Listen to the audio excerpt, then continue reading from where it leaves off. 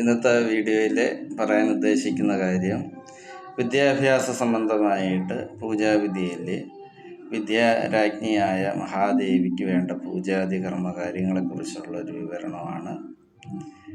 വിദ്യാദേവിയായ സരസ്വതി ദേവിയെ നിത്യവും മനസ്സുകൊണ്ട് 108 പ്രാവശ്യം ഗായത്രി ജപിക്കണം. അതിലുപരി പക്കനാൾ വരുന്ന ദിവസങ്ങളിൽ തലേന്ന് വ്രതം നിന്ന് അന്നത്തെ ദിവസം സരസ്വതി ക്ഷേത്രം ദർശനം നടത്തുകയും ആ മണ്ണിലിരുന്നു കൊണ്ട് 108 പ്രാവശ്യം സരസ്വതി ദേവിയുടെ ധ്യാനം, അതായത് ക്ഷേത്രങ്ങളിൽ അവിടെ എഴുതി വച്ചിട്ടുണ്ട്, ആ എഴുതി വച്ചിരിക്കുന്ന ധ്യാനം നമ്മളത് നോക്കി മനസ്സിലാക്കി അത് ഉച്ചാരണശുദ്ധിയോടുകൂടി തന്നെ അത് ചൊല്ലി ആ മണ്ണിലിരുന്നു കൊണ്ട് ദേവിയെ സ്മരിക്കുക. ഉപരി വിദ്യാരാജ്ഞിയായ ദേവിക്ക് അർച്ചന എന്ന് പറയുന്നത് വിദ്യാരാജഗോപാലം എന്ന് പറയുന്ന മന്ത്രാർച്ചന നടത്തുന്നത് അത്യുത്തമമാണ്.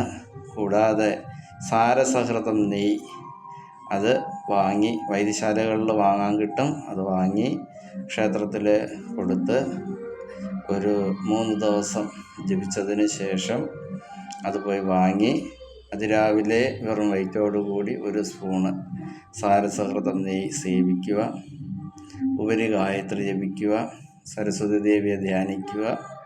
തുടർന്ന് ആ ഒരു ദേവി ഉപാസന വഴി മുടങ്ങി കിടക്കുന്ന വിദ്യാഭ്യാസപരമായ കാര്യങ്ങൾക്കും ബുദ്ധി ഉപയോഗിച്ച് ചെയ്യത്തക്ക രീതിയിലുള്ള ജോലിയെ പോലും വിദ്യാരാജഗോപാല യന്ത്രവും വിദ്യാരാജ്ഞിയായ ദേവിയുടെയും മന്ത്രാർച്ചനയും നിത്യവും നമ്മൾ സ്മരിച്ചു പോയാൽ ഇതിനെല്ലാം ഓർമ്മശക്തിയും ബുദ്ധിയും നമുക്കുണ്ടായി നമ്മുടെ തടസ്സഗതികളെല്ലാം മാറി മുന്നോട്ട് പഠിക്കാനും ഉപരി നമുക്ക് എല്ലാ കാര്യങ്ങളും ഓർമ്മശക്തി നിൽക്കാനും സരസ്വതി ദേവി അമ്മയുടെ അനുഗ്രഹം ഉണ്ടായിരിക്കുന്നതാണ്.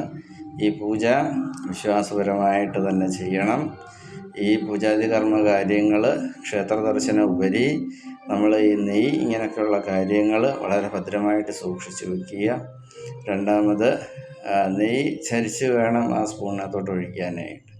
ആ സ്പൂണ് അതിനകത്തിട്ട് മുക്കല്ല, കാരണം വീണ്ടും അത് അശുദ്ധമാവാൻ സാധ്യതയുണ്ട്.